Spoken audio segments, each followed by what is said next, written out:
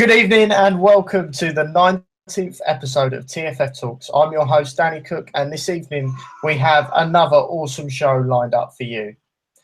But before we begin, this show is sponsored by Classic 11 Shirts and brought to you by Crofer Media. All links, as always, are in the description below. And if you are watching live tonight via YouTube, please do send in your questions and views to us in either the chat section on the YouTube page or to us on Twitter using @officialTFF, and we plan to read these out later on in the show. So yeah, please do send them in, and they certainly keep us on our toes and entertained. So yeah, send them our way. So if you haven't already also done so, I recommend you listening to our previous podcast, especially the one on Friday night. You may have missed it. We talked about Leicester City, obviously talking about Ranieri and his sacking. I haven't got much planned in terms of us talking about that tonight. And we also obviously talked about the FA Cup and the famous Sutton goalkeeper with his pie incident. So yeah, please do go check that out. Certainly not worth missing. Okay, and we also, of course, like any show, have a panel. And joining us this evening, we have Melvin, once again, a BTEC N'Golo Kante. Hello again, Melvin. Hello again, Danny. It's nice for you to be back. It's good to be back, mate. Brilliant. And obviously, Melvin was on the show on Friday. So, I'm sure he can vouch for how interesting that was and how you guys should definitely check that out. I'm hoping anyway. You're going to vouch for me, Melvin, you're going to vouch for me. Yeah, of course. It's definitely one that you don't want to miss out. Cheers, mate. I'll just try and put my false teeth back in. Okay. Also joining Melvin tonight, we have, get ready for this, if Mark Noble and Joey Barton had a child, that child would be Josh Keeble-Wells, according to Josh Keeble-Wells anyway. Hello, Josh. How are you? I'm very well, mate. Yourself? Yeah, not too bad. Obviously, you must be a bit chirpier now. West Ham picking up some decent results. Yeah, last time I was on the podcast, I think the talking point was to meet you part. I think that was the last one I was on. Since then, everything's picked up, so I'm all right now. Yeah. And I was speaking to my mum yesterday, as you do, via the old FaceTime, and she was very excited that you was coming on tonight, Josh. So big shout out to her, because I know she'll love that. Hello, Danny's mother. Nice to be speaking to you once again this evening. There you go. I'm sure she'll really appreciate that. I'm sure she will. And also joining Josh and Melvin, we have Ben Jones, who is a football-obsessed uni student, Peterborough United fan, and also a Manolo. Yeah, there we go. Oh, hang on. Rewind. One second. You see, it's Liam Drury. He sent me a message that put me well off. Okay, here we go. Manolo Gabbiadini fan. Didn't butcher that name at all. Ben, how are you? Very good. Thank you, Danny. Very good. Good. You're not crying then after him missing out on a hat-trick yesterday? Then? Oh, absolutely robbed, but we'll go into that, I'm sure, in a moment. Yeah. That's one of the topics for tonight's show. And just entering the call, I don't know if he's just got his mic on or he's just disappeared. No, he's gone. But we do also have David Curti, who is about, and hopefully he'll be joining us at some point. He reminded me a bit of Mesut Ozil there, just fades in and out gently. Oh, shots. We're not even into the show yet, Josh. But yeah, David's a Wigan fan, head of promotion and manager of TFF Wigan, as I'm sure you guys, regular listeners, will probably know. So I'm hopeful he'll be about. If not, I'm sure he's manning the TFF Twitter. So he's a good lad. So brilliant. Anyway, let's move on to the first talking point. The main talking point of the last, I would say, 24 hours or so is, of course, the EFL Cup final. And yesterday saw Manchester United, arguably, very fortunately, beating Southampton. But I'm going to go to Josh Keeper-Wells first. Josh, Right. who was better yesterday? Firstly, arguably, there's no arguably about it. They had a correct goal disallowed for no reason. But no, let's have it right. Southampton were the better side. They hit the post and bar, and obviously had that disallowed goal. I thought they played excellently. Ward-Prowse, fantastic display. Redmond had his moments, and obviously, as we said at the start, Manolo Gabbiadini grabbing 2 goals, and should have had that hat trick. Yeah, and just on that quickly, obviously you're a West Ham fan, as it's already been established. Yeah. This may seem a bit of a silly question to ask, but Would I have West Ham? Yeah, would you take him from what you've seen? Absolutely. Why is that? Well, you look at the strikers we've got. We've got Diafra, good player when he's playing, but when does he play? He's always injured. He's been with us since I think 2014 or 15, and he's played 52 games, and we're now in 2017. We've got Andy Carroll. Yeah, again, when he plays, brilliant player. We all know I love Andy Carroll, but obviously he gets injured quite a lot. And then who else we got?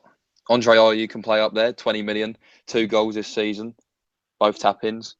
Ashley Fletcher. Enna Valencia's out on loan. I think Gabbiadini would probably be our best striker.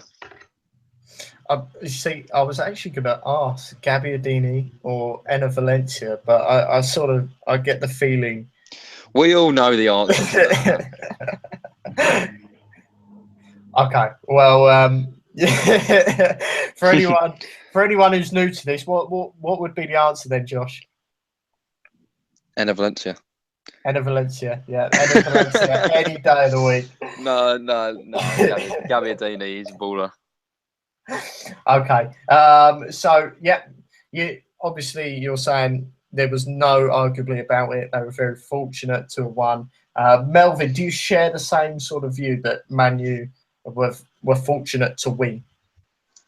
Yeah, I think so. Southampton played really well in that game. Of course, granted, they did go 2-0 down after the goal was disallowed quite unfairly.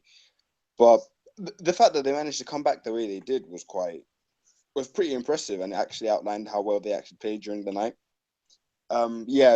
We got to point out Gabbiadini as well. He's the main man in that Southampton team during that game.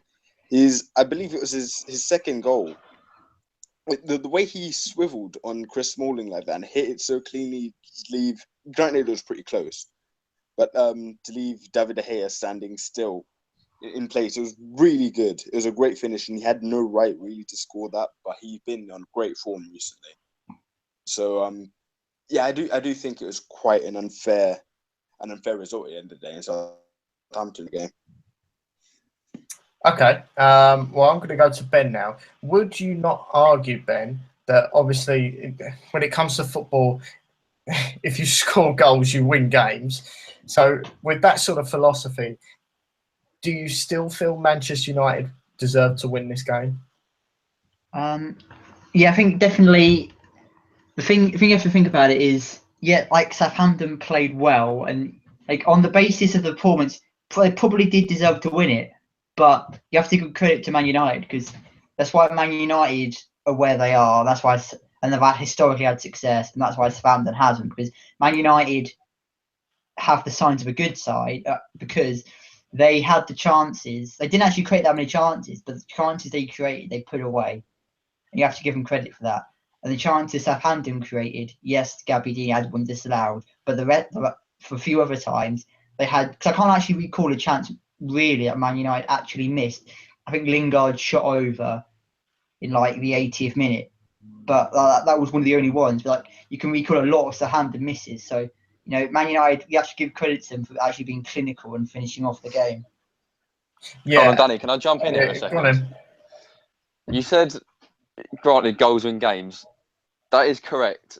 Southampton did score another goal, and it was wrongly disallowed. Yeah. So that point is invalid. Well, When Man United are concerned, that point is invalid. well, unfortunately, that goal did get ruled out, and we will come on to that. So, as far I'm as not happy. goals winning games, unfortunately, Manchester United did score more goals. But they didn't Technically, know, did they? They didn't know. but technically, they did. If you looked at the result, you go on BBC Sport today. Do you know why? I Do you know why? go The on. FA are corrupt. The FA are corrupt. Simple. Wow, talk about laying your cards. What are we? 7 They are. minutes in or something They've like always that? favoured Man United. Let's have it right. Come on, they've always favoured the Red Devils, whatever the nickname is these days. They've always favoured them. It's always been obvious. Just corrupt everywhere. I hate it. Hate Man Okay. United. Hate football. Don't even why I'm on a football show. I like bloody badminton. Okay, Melvin, do you agree with the badminton connoisseur over there? Well, not necessarily on the fact of the FA, are corrupt. Mhm. Right, to be fair, in some sort of form, I do kind of agree with that. But I get, I get why Josh would be complaining about that. To be honest, because realistically, everyone would have wanted Southampton to win that game, and I guess just because it did come pretty early, and there's no reason for the goal to be disallowed. It was just disallowed for whatever reason, so it could be some sort of bias there. I get what he's talking about, but I reckon it's just a genuine mistake. Josh is definitely going to disagree with it. I just feel, even though I'm not even a Southampton fan, I feel so hard done by, because as a West Ham fan, I know how rare and hard it is to get to a cup final, and to have it undone by a mistake, if you put it that way, or just favouritism, would crush me as a West Ham fan. Do you get what I'm saying? Yeah, I completely Get what I'm understand. saying, yeah? Yeah, well, you're right, because like it's not as easy to just say, oh, like, because some people could argue back, oh, well, if it had been allowed, it would have been 3-3. But it's not as easy as that. It changes the complexity of the whole game, because Momentum plays a huge part in any exactly, football game. exactly. Like Southampton would have gone 1-0 up, but as it happened, they went 2-0 down. So it would have been a completely different match if Hampton had gone ahead, especially going ahead so early. But I just think it's where I know how hard it is, like, and rare, especially Southampton. Bear in mind, that was the first time at Wembley since winning the Johnson Paint Trophy in League One under Alan Pardew, right? So to get to, like, the Capital One Cup final, or whatever it's called these days, I know how much that would have meant to Southampton fans. And obviously, West Ham lost out to Liverpool due to that Gerrard thunder strike taking them to extra time and that. So I know all that. And to have it taken away from us by mistake, I just couldn't imagine that. That would do me in. Okay, well, just on that, just pause for a second, because we are going to come back to that.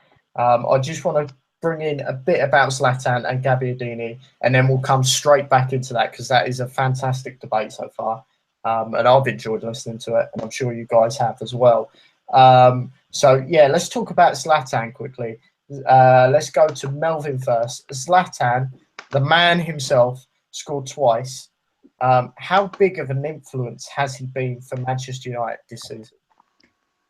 He's been a huge influence, I think, especially considering how when he came into the club, it was a 50-50 with him. Some people were saying he's going to boss it in the Premier League. Some people were saying he's not as good as he was because he was playing in the French league and it's not as competitive. He's definitely shut up all the critics. I think he's gotten his 25th goal in all competitions this season for United. And how he's still doing that at his age is incredible. So that alone is, something for the Man United players to take off of. He's got the experience. He's helping out the younger players like Rashford, like Jesse Lingard. And the character he's got just boosts that Man United team up so many more levels. Him and Pogba, I think, were the best signings that they made, because the the amount of the ego and the quality that we know those players have boosts the quality of the squad in several different ways, through the media, through the actual performance, through the character they show. So yeah, I definitely do think that he's been a great influence in the squad since he's joined. I'm not having that, Melvin. Pogba, one of their best signings. I'm not having that. Sorry. I'm with Josh. I wasn't on about the of performances. I'm talking about the reputations that they had when they joined. The only way Pogba is a good signing is for market value. That is it. Yeah, and that's exactly what I'm talking about. That is simply it. He's an awful footballer. Awful. All he does is dab. I hate him so much. Never hated a footballer more in my life. And bear in mind, I've watched Enner Valencia play football. I was waiting for you to bring him up. That's a bingo. He gets on my nerves. I hate the bloke. Hate him so much. Okay, well let's. He was shushing at their right back as well, wasn't he? As if he didn't beat him in the Euro final. Bloody big mom. Yeah, I saw the pictures of that after the game as well. I mean, I saw it obviously live, and then the various pictures of the right back then holding up the Euro trophy. He's out of order. He needs binning. Binning. If I was Jose Mourinho, I'd send him on loan to Syria. What, Pogba? Okay, well, let's look at the flip side of Zlatan being at Manchester United. Ben, obviously, Zlatan's taken a lot of the press and a lot of the publicity along with Pogba. But for Rooney, someone who's been at the club for ages, how do you think he'll be feeling right now? Fairly treated. That's how he should have been treated all his career. Overrated scouse mug. Okay, go on in, Ben. Get a word in. Oh, that is a very good question. I would imagine it's hard for him not to recognise how good Zlatan is. I mean, Zlatan has basically been Manchester United this season. Take him away, I mean, I don't know where they'd be. They certainly wouldn't be in this final. They'll probably be about 12th in the league. Bottom half. Yeah. Trophy's bottom half, to be fair. Yeah, sorry. Yeah, no, I think that Rooney, I think he's naturally beginning to recognise now that his time with that club is coming to an end, and I think that will sadden him, to be honest. I think, but then I don't think he can really do a lot about it. I think he just has to naturally recognise that probably now is the time. His time at United's coming to an end. It happens to everyone, and he's been displaced by Zlatan. I think he's just going to have to accept it and, go away with his memories, really. Yeah, so we'll have to wait and see what happens there. We've got a couple of messages. Our YouTube chat section is I've probably got some abuse. No, not so far, Josh. You're doing all right. Bloody hell. We've had a shout out to some of my lads who are obviously in the flat. I think currently in the kitchen. Lads. And it looks like whether they're listening in is a different question. But Eric, who's joining us, has put in the chat section, is this the Johnny Naidu show? Or bring back Johnny. And Finn Savage, obviously he's been on the show before. He's actually got something to add to this debate about like Pogba. You was talking about Pogba very briefly. He says Pogba is class and will be world class in the future. I'm going to let you guys go on, debate it. You've got 30 seconds. Go. There's no debate about it. He's truly awful footballer. Awful. Absolutely awful. Simple as. Awful. He's not strong enough. His passing ability is awful. He's only good on Vine. Do you know what? When Vine closes down, it'll be worth nothing. Nothing. I hate him. Okay. I've got nothing more to add. So, if I was Finn, I would pop us another message. Tell us why you think he's as good as what you're making him out to be, and as many people make him out to be. Because he dabs. Josh has made his points. So yeah, it's certainly one we'll discuss a little bit later on. And hi to Tom as well. Tom says hi, along with a variety of other things that I can't unfortunately say. But nevertheless, we shall continue. Obviously, with Gabbiadini, he obviously scored twice and arguably should have had a hat-trick yesterday. Is it time for more technology at the top of the game? And I'm going to go. I know Josh is going to be absolutely bursting to go on this one. Josh, let's go to you first. Should technology be in at the top of the game?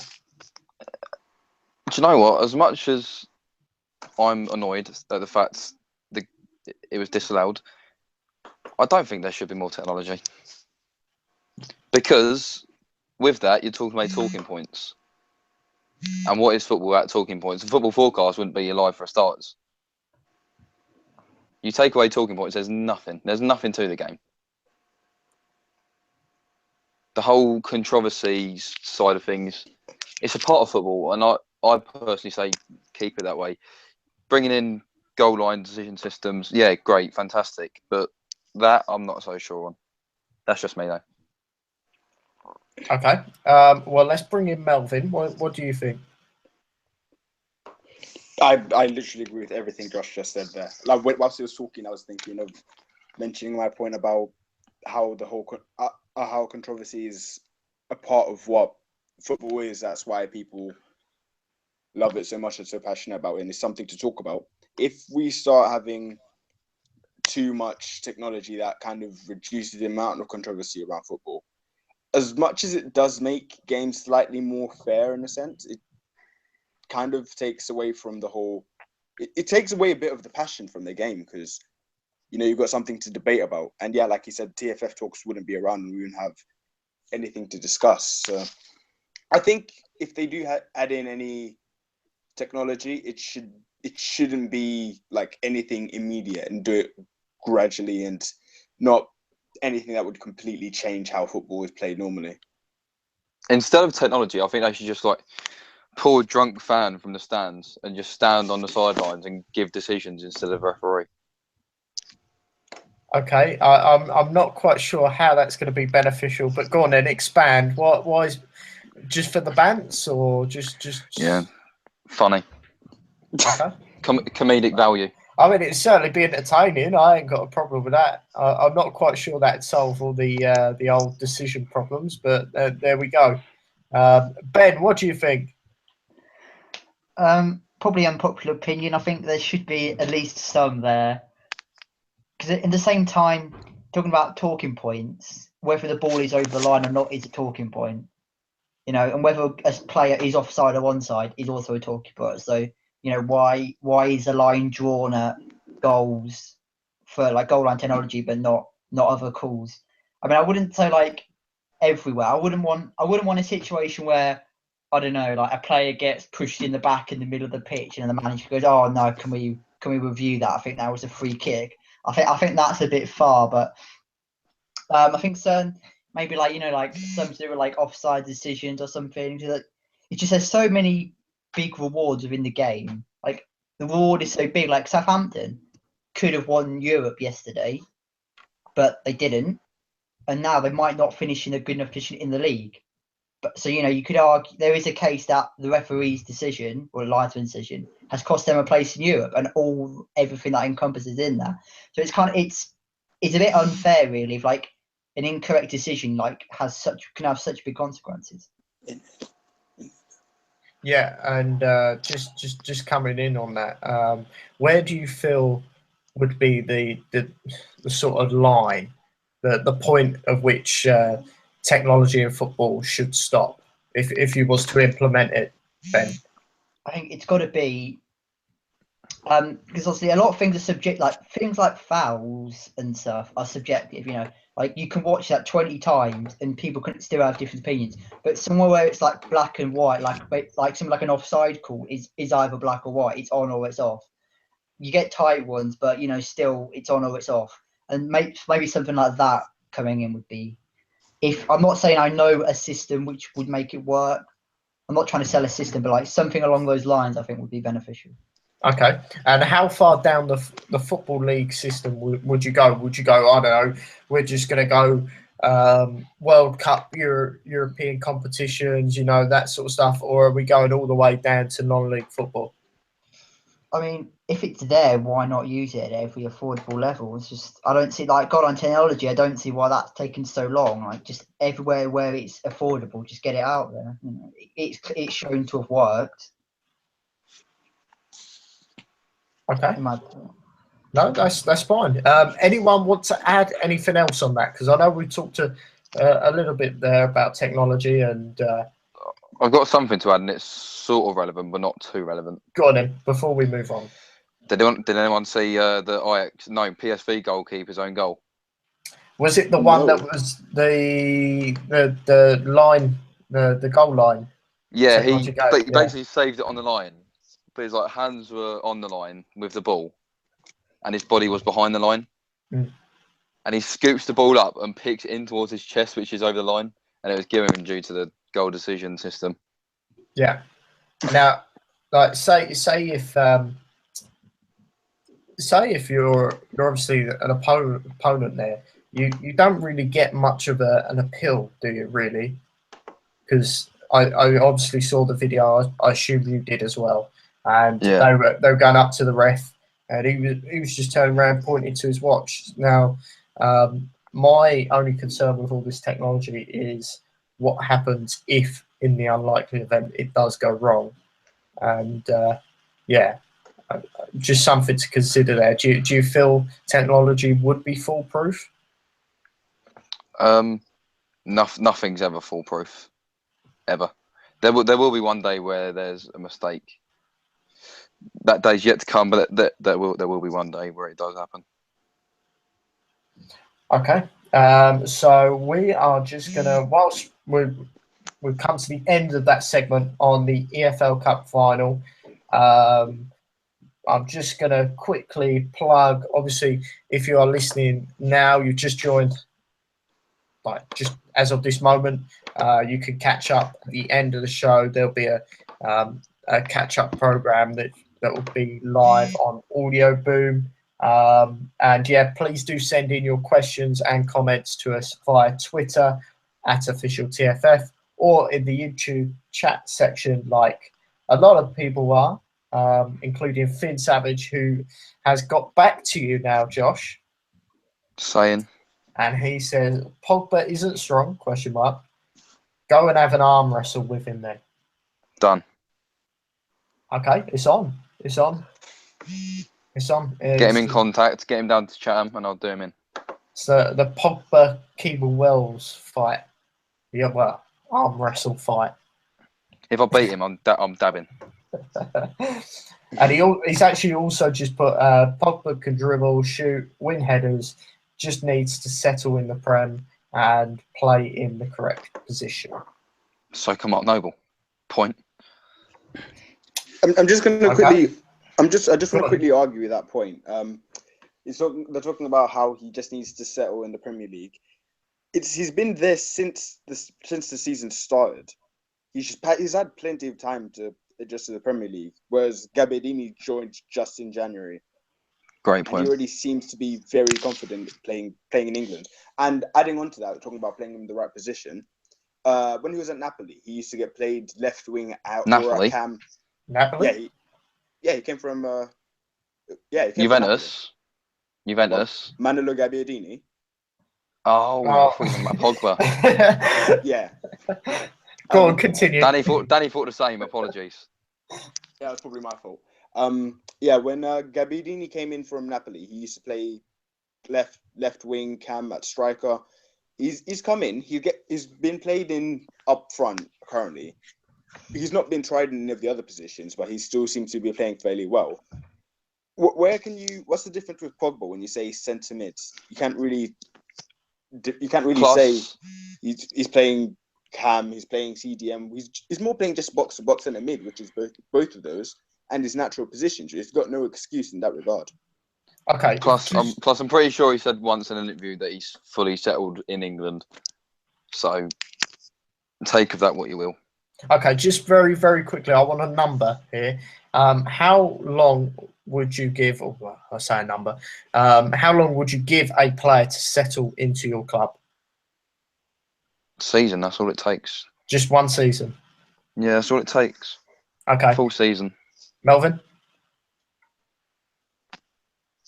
If Melvin's there? I think Melvin's gone. Okay, Ben? Yeah, if he's not settled in after a season, there's no hope. I agree with Josh. Okay. Right. So, yeah, Finn, let us know. Feel free to come back on that, and we'll keep this debate going because it's quite good. We're going to move on now. We're going to talk about the Premier League. We will obviously talk about your West Ham side a little bit later on, Josh. Don't you worry. Yep. But we're unfortunately going to talk about your rivals to start off with, or one of your rivals, which is... Suppose we're talking about Tottenham. Yeah, just happens to be Tottenham, who ran right at the weekend. Harry Kane with yet another hat-trick, 3 in his last 9 games. So, Josh, I'm going to come to you again. Has he got the potential to be one of the best Premier League strikers of all time? Absolutely. But he will not take Shearer's record. Okay. Now, why do you think he's got the potential? And then we'll come on to the Shearer a bit. The strength he possesses, great in the air. I mean, just his finishing alone is unreal. He's the best striker England have had for a while. I think he's better than what Rooney was at that age. I just think he's great. Like, even the intensity he plays at, he's always looking to beat his man or score a goal. You know, I think him playing in that Tottenham side helps him as well, the way they play football, because they are defend and then go at a team with high intensity sort of play, and I think that suits him really well. Okay, and you mentioned obviously about Shearer's record. Now, you don't think he's going to go on to beat that then? I don't think anyone will. Okay. What about him specifically? Is it the fact he's playing for Tottenham, or just you? No, it's just I just don't think anyone will ever reach that target. It's just I don't know why. I just don't think anyone will ever do it. But if someone is to do it, it'll be Lukaku or Kane. Well, we will have to wait and see with them. Ben, what have you made of Kane? Has he got the potential to be one of the best? Yeah, definitely. Came in as a young player. He pretty much straight away, all of Tottenham's attacking threat was like put on him. Like, all the burden of scoring Tottenham goals is put on him. And as a young man, I mean, that can be quite a lot to bear, really. Like, you know, if he hadn't have come in and scored straight away, people would have been on his back. People would have been on Tottenham's back to try and sign a new striker. So he was under a lot of pressure to come in and instantly perform. So when he played a couple of games, but like when he got his chance to start, he took it. He scored lots of goals. I think it's the way Tottenham have recognised he is their best player, and they've built their side completely around him. You know, that side play for Harry Kane to get him goals. It's all working at the minute, and I think, yeah, definitely got potential to be one of the best strikers in the Premier League. I think he's the kind of guy who's not going to be tempted away. I don't think, you know, playing in a foreign country is going to particularly appeal to him. He's not going to go to China for the money. So I imagine he's going to play his whole career in the Premier League. I think he can get close to Shield's record, but it's time, not ability, which is going to stop him getting there. Yeah.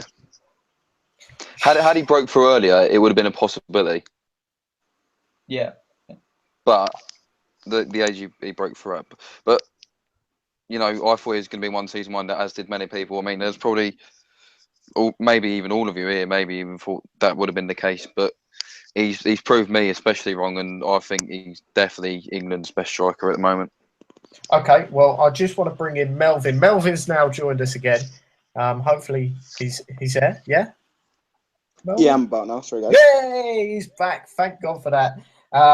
Yeah, so Melvin, we're talking about Harry Kane, in case you didn't guess. And I've just asked the other two, and I may as well ask yourself. Do you feel Harry Kane has got the potential to be one of the best Premier League strikers of all time? I want to say, I'll be talking as a neutral fan, but as an Arsenal fan, it hurts to say it.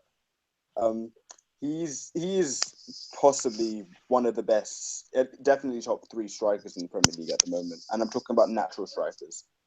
He's obviously proven that he can actually do this. He can do the business on a number of occasions in the air, with his left, with his right. Not so much on set pieces, but he's getting there, I guess. I was also one of the people that thought he might be a one-season wonder, but he's definitely proven all of his critics wrong and shown how good he is by scoring over 20-plus goals in 2 consecutive seasons. And yeah, I do genuinely think he has the potential to be one of the best strikers in Europe, definitely. Okay. Well, moving on to another London-based club, Crystal Palace picked up a crucial 1-0 win over fellow strugglers Middlesbrough at the weekend. Does this signal the beginning of the Sam Allardyce effect, Ben? Ooh, I think Sunderland will stay up. Yes. Sam Allardyce effect, yeah, I'm probably going to have to say yes, because I do think Crystal Palace are a better side than teams around them. So if that means it's a Sam Allardyce effect, then I'm going to have to say yes. But I just feel like Hull are picking up under Marco Silva, but I don't think there's enough bottom line quality in that squad. I don't think there's much about Middlesbrough as a squad, and Sunderland are just Sunderland, aren't they? No, I don't need to justify my opinion on those. So I just think, yeah, I do think with the players they've got, Allardyce will be able to take Sunderland out. Okay. Well, out of the relegation area. Yeah, Melvin, do you think Big Sam can do it? He could, but I personally don't think he will. And if you're looking at the next fixtures that they've got West Brom away, they've got Watford at home, which I'm sure they could probably get something out of. But then they've got Chelsea away and Southampton away and Arsenal at home. With those next few games, I'm not sure if they can get enough points out of that to keep a proper run going. So, unfortunately, I think they might be going down this year. Okay, and Josh? I think Crystal Palace certainly have a great amount of quality within their squad, and it is a squad that shouldn't be within the relegation battle. And their squad should be looking at top half when you've got players like Christian Benteke and Wilfried Zaha, but they're down there, and 1-0 against Middlesbrough. But I still think they could be down there at the end of the season. Middlesbrough, I think, are an okay side, but they don't score enough goals. Defensively, they seem to be okay, but they don't score enough goals. So for that reason, I think they might go down. I think Burnley are well clear now. Forget them, they're up. Sunderland will go down. As Ben previously addressed, Hull were improving under Silva. And if they were to go down, I think Silva would be nabbed by another Premier League side. And obviously, they haven't got that much quality within that Hull side. But I think Hull very well could do it. So that might see Palace dragged into it. Okay. Well, just to chuck another team in the mix there. Obviously, Bournemouth struggled again over the weekend, this time on the receiving end of a 2-1 loss to West Brom. Could they be considered relegation candidates? Yes. Why is that then, Ben? I just think, I think they've really not played well recently. They've lost a lot of games, and they've lost games against the likes of Palace. Like this season, they've slipped up, I think, to Sunderland. They've lost to Hull as well. They lost to Palace recently, so they're losing against the teams below them, which is never good. But the thing I look at with Palace, with Sam Allardyce, I look at Middlesbrough, I look at Hull. I think come the end of the season, they're not going to be afraid to stick 10 men behind the ball, whoever they're playing, and play for a draw. And with the personnel Bournemouth have, and the manager Eddie Howe is, I can't imagine Eddie Howe playing that kind of system. I can't imagine Eddie Howe going there to stick 10 men behind the ball to just make sure that their side get a point. I mean, they conceded a lot of goals, and I think partly their playing style is a reason. And certainly, even if they did try and play that way, I do not think their defence is Premier League qualities. I don't think that is good enough. And I think Bournemouth, they're only 4 clear. They're on 26, so they're 4 clear of Palace and 5 clear of relegation area. There's 12 games left. 12, 5 points, 12 games. That's really not a lot. So they're definitely not safe yet. Josh, is Eddie Howe the man to guide Bournemouth to Premier League safety, or is he the wrong sort of person, like a Sam Allardyce should be there? He's not the type of character, as Ben said, that will stick 10 men behind the ball and be willing to do that for 90 minutes in order to get a point or go on the counter attack and grab 3. But I don't think Bournemouth would be able to attract a better manager than Eddie Howe. I don't think they will ever get a better manager than Eddie Howe. And I think they're too good to be dragged into that, no matter how many games they're going on without a win currently. I think he himself is too good of a manager to be dragged into that. And I think he's too good to let that team to be dragged into that. So I think they'll be fine. If they do go down, I'll be shocked. Melvin. Can I throw a question out quick? Yeah, go on then. I just want to throw a quick question out to all of you. Say Bournemouth end up getting relegated. Do they sack Eddie Howe? No. No. All right. Look what Burnley done with Sean Dyche. It's perfect example. They went down, they stuck with him. It would have been very easy for Burnley to turn around and go, right, that's it, you're done here. Your job is done. You've not done enough. They stuck with him. He won the championship, and then he's come up, and they're doing brilliantly this season. Not too great away from home, but at home they've been fantastic, and they've been a great side to watch this season, Burnley. So I'd stick with Howe if they went down. Yeah, I'm glad you said that.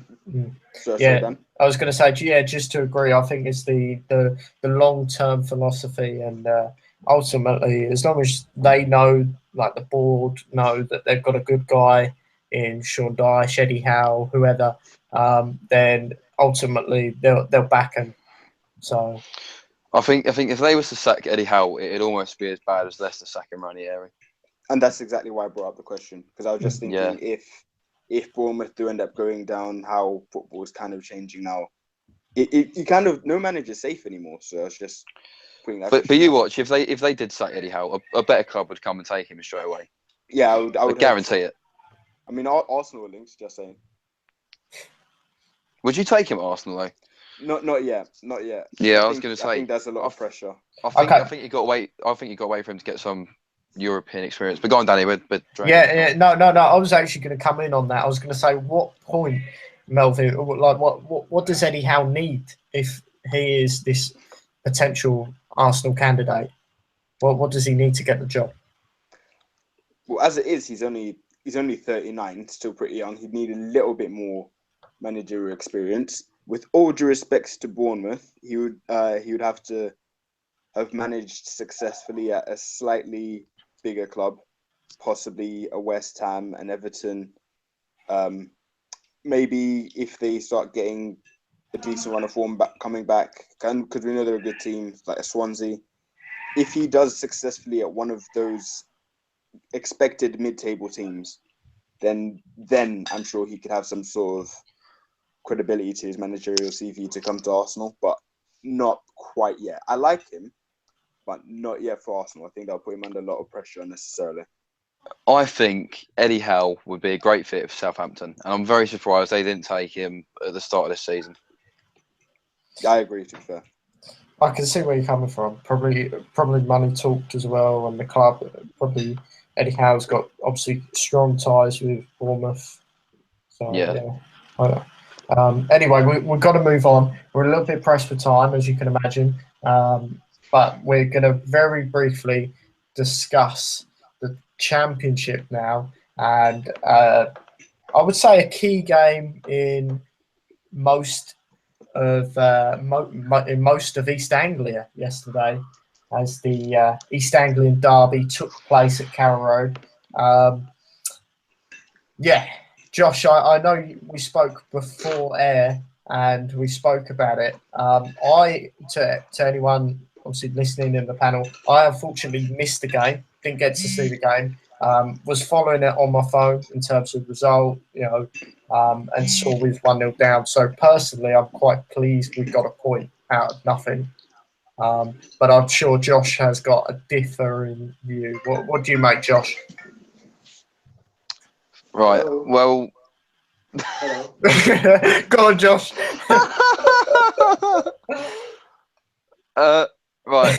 Personally, for me anyway, I think as a club, Norwich are miles in front of Ipswich in terms of their squad, and I think if you're not beating a side like that, I think you should seriously be looking at yourself.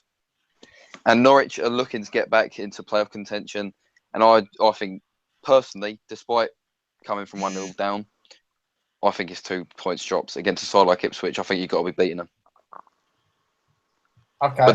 But derbies are a freak game, and anything can happen. So yeah, and they certainly are a bit of a freak of nature, aren't they? yeah. Let's bring in Ben. Well, Ben, what do you think? Yeah, I certainly agree with that last line. I wouldn't read too much into the difference between the squads. I'd say, because it's a derby, I'd kind of let that one slide. Maybe if they'd drawn with someone like QPR or like Birmingham, you'd be a bit more disappointed. But I do think the draw's still not great because we're getting to the stage of the season now where if they're going to win, if they're going to get to the playoffs, they need to start winning games. Yeah, that's So a fair shout. Yeah, go on, carry on. you Sorry. just got to keep on winning now. And I believe I did hear you say that they have Sheffield Wednesday and Tuesday. Or is it on next Saturday? I think it may be Saturday. But that is a huge game. That's going to define their season. If they lose that, all the ground they've gained recently is going to be lost again. But if Norwich won yesterday, that takes loads of pressure off that game. Yeah, it does. Agreed. I do think a draw's not great. It wasn't. I think it's a poor result. Okay, well that's interesting because obviously for me I still obviously viewed the Sheffield Wednesday game as the actual make or break. The Ipswich one would have been nice, but to be honest I sort of had a gut feeling they were going to come and try and spoil. And Mick McCarthy, credit to him, he's a good manager, and I think he deserves a lot of credit for what he gets out of his Ipswich side, especially I suppose undeserved negative comments towards him, which as I say, I don't think he deserves, and I think he's a good manager. So anyway, that's it for Championship. Really, other than Leeds beating Sheffield Wednesday, which are very quickly open to the floor. Out of the two, Leeds or Sheffield Wednesday, which of the two sides do you see going up? If only one could go up.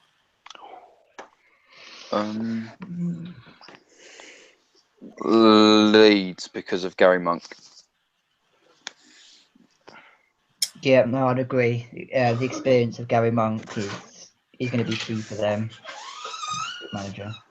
Okay, and if Melvin's back, Melvin at the two, which one takes your fancy? I know you say you've not seen a lot of Championship football this season, but just purely off of the experience of Gary Monk, I'm sure he'll be Leeds. Okay, well, a very I think the word is unanimous. I can't say it. Unanimous. You're so bad with words. I've swallowed the Oxford Dictionary. Trust. Walter Matsarasi speaks unanimous, better English than you. I'll get Google Translate up again. Don't tempt me.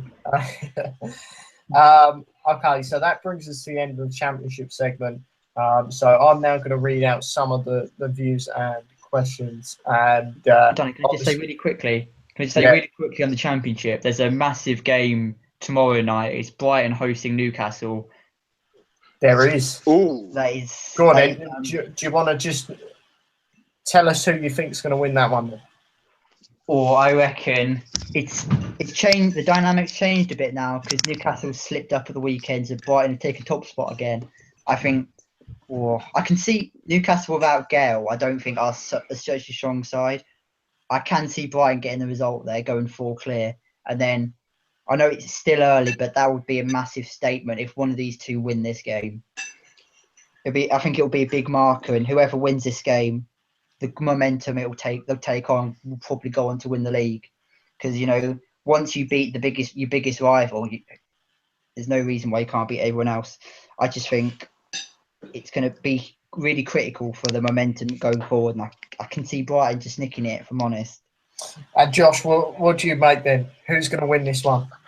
I think Newcastle have a better side on paper, but I think, I think Brighton have a better side on grass, which is what it's played on.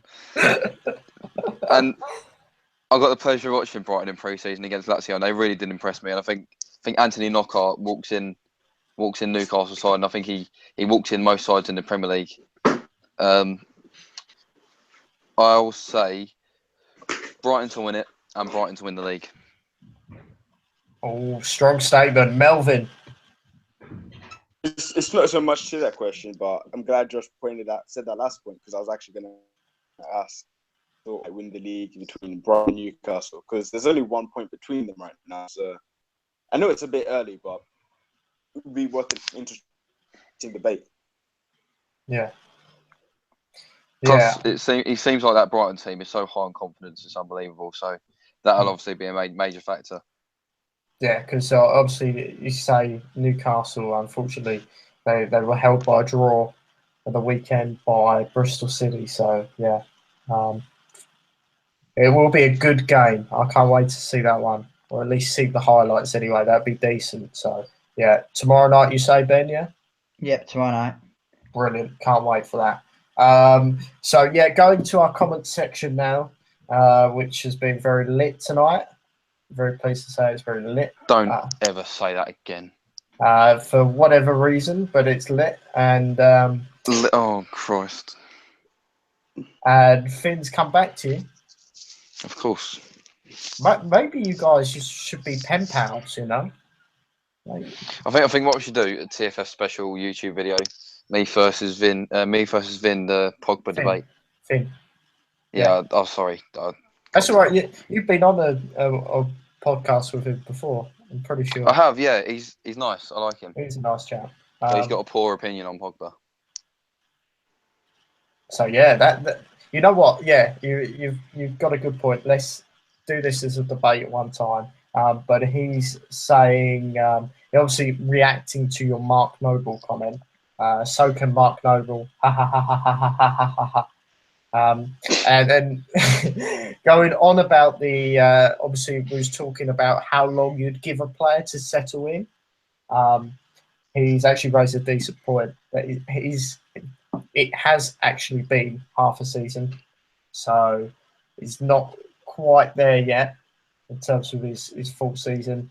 And he also goes on to mention about Kane. Kane is already one of the best. So he agrees with you guys there, so that's good.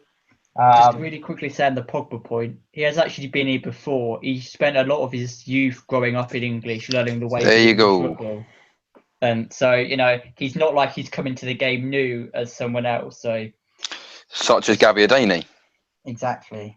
See, this is where it'd be really good to have him on as well, because you could probably come back at each other. And, I'm sure it'd be very entertaining. And he also said about, I believe this is about Pogba.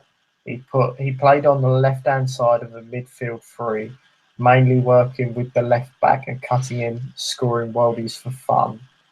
I'm assuming that's Pogba, but we'll have to wait and see. I don't think Pogba's anywhere near as good as he should be when Carrick's not inside. I think when he plays with Carrick, I think he's a lot better, because Carrick gives him that freedom to go and play, whereas when Carrick's not there, he's got such a high responsibility in that midfield. So, okay, Josh, say you was on eBay, Pogba was on eBay, and you wanted to buy a midfielder who was looking to buy him, how much would you be willing to spend?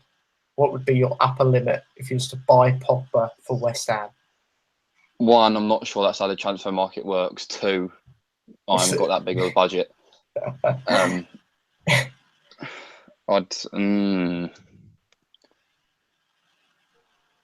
I'd go as high as £30 million, and that'd be me done. £30 million, yeah. I'm sorry, sure. Yeah. I think that's pushing it. I think that's pushing it too. I don't rate him. Sorry. Okay, Ben, would you outbid him? Yeah, judging by the way he'd been playing at Juventus, don't get me wrong, Pogba was absolutely unreal at Juventus. I would have paid about, like 40, maybe up to about 50 million for a player like that. But he just hasn't transferred that Juve form over so far. It's a bit. I'm not sure Mourinho is the best man to get the most attacking, to unlock his attacking creativity. If I'm honest, he's not the kind of manager who loves players full of flair. But yeah, from a person playing like he was at Juve, I'd spend about maybe 15 million would have been a fair price.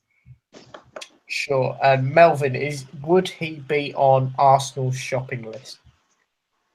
I'm sure he probably was at some point somewhere, but it's not like we would ever get him. But if we were to put in a bid for him, I would also around million mark, possibly pushing it to around. But I wouldn't do that unless we were absolutely. You cut out a bit there. I don't know if he's still here. His price range would be around 50 to 60 million. Okay, 50 to 60 million. We've got 30 million for Josh. Ben, I think you're just pipping him.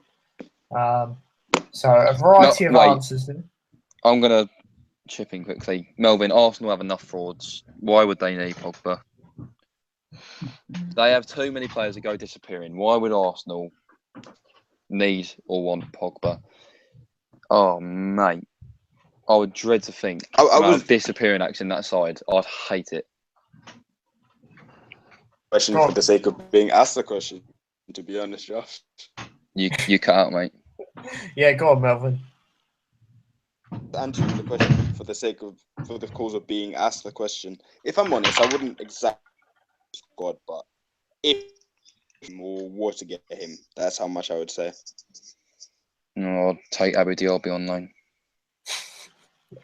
Okay, well, you take Abu Diaby on loan, and yeah, that'll keep you happy. See him go to West Ham. Enner Valencia going the other way, clearly. Yes. But unfortunately, chaps, the time of the show has come to an end. But before we go off air, as always, do you guys mind just giving your Twitter handles out so Finn can find you, Josh, and share the love about Pogba? At TFF Josh. And Melvin? At _Kachere. Ben? It's at BennyBoy0702. Cool. And myself, it's at DannyCook1996. So thank you very much to the panel for joining us this evening. Certainly a very interesting debate. We've got some interesting topics and points that have come out of it. And yeah, looking forward, Josh. We'll sort something out with Finn. We'll do a Pogba special, shall we say? Yeah, right. At some point soon. I look forward to that. So yeah, thank you very much to those listening in as well. Sing a goodbye song before you go. Okay. Hey, this was really fun. We hope you liked it too. Seems like we've just begun when suddenly we're through. Nice. Goodbye, 'cause now it's time to go. Carry on. Yeah, I mean that's perfect. I tried to think of something fitting. That's all right. It's just when the video gets flagged on YouTube. That's that'd be funny. You know what will happen though? It'll take the audio out of either like that one section, or it'll just do a mass audio delete and take the whole audio out. That'd be crazy. Oh, Imagine it. watching a TFF Talks without any audio. Unbelievable. Funny. Well, anyway, thank you very much to you guys for joining me. Thank you, Ben, Josh, and Melvin, of course. I appreciate your time as always. You're more than welcome, Danny Cook. No worries at all. No worries at all. And thank you for the questions, the comments, and for listening in this evening from wherever you may be. I have been your host, Danny Cook, and that is all for the 19th episode of TFF Talks, which was brought to you by Crofer Media and sponsored by Classic 11 Shirts.